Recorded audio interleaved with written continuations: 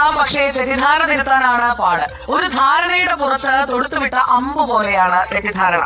നമുക്ക് എല്ലാ കാര്യമൊന്നും നമ്മൾ മനസ്സിലാകുന്നതിന് മുമ്പ് തന്നെ മറ്റുള്ളവരെ വിധിക്കാനായിട്ട് ഇറങ്ങി പുറപ്പെടും അല്ലെ. അങ്ങനെ വിധിക്കാൻ ഇറങ്ങി പുറപ്പെടുന്നവരോട് എനിക്ക് ചില കാര്യങ്ങൾ പറയാറുണ്ട്.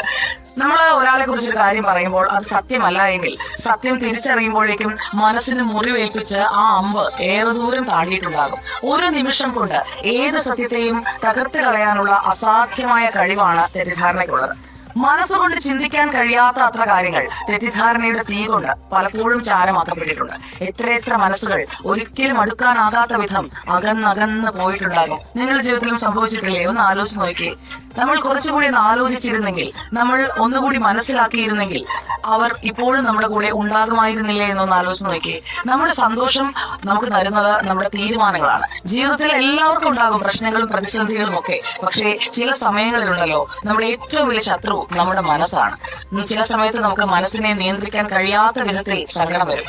ആരോടും പറയാൻ പറ്റാതെ മനസ്സ് പതറിപ്പോകും. അതാണ് ഞാൻ തെറ്റിദ്ധാരണയെ കുറിച്ച് പറഞ്ഞു വന്നത്. തെറ്റിദ്ധാരണ എപ്പോഴും ആളിക്കത്തുന്ന അഗ്നിയാണെന്ന് ഓർക്കണം. അതിന്റെ ചൂട് സ്വന്തം നാശത്തിനും ചുറ്റുമുള്ളവരുടെ വിനാശത്തിനും വഴിയൊരുക്കും. പറഞ്ഞു പോകുന്ന ചില വാക്കുകൾ, ആവേശത്തിലെടുത്ത ചില തീരുമാനങ്ങളും പിന്നീട് 100 നന്മ ചെയ്താലും മായ്ച്ചു കളയാനാകാത്ത മുറിവായി എന്നും നിലനിൽക്കും. അപ്പോൾ ആരെയും തെറ്റിദ്ധരിക്കാതിരിക്കുക, മനസ്സിലാക്കാൻ ശ്രമിക്കുക. നമ്മുടെ മുന്നിൽ നിൽക്കുന്നയാൾ പറയുന്നത് കൂടി ഒന്ന് കേട്ട് അയാൾക്ക് പറയാനുള്ളത് കൂടി ഒന്ന് മനസ്സിലാക്കി കഴിഞ്ഞാൽ ആ തെറ്റിദ്ധാരണയിൽ നിന്നും ശരിയായ ധാരണയിലേക്ക് നമുക്ക് എത്താൻ കഴിയും. ബന്ധങ്ങൾ ഊഷ്മളമാകും.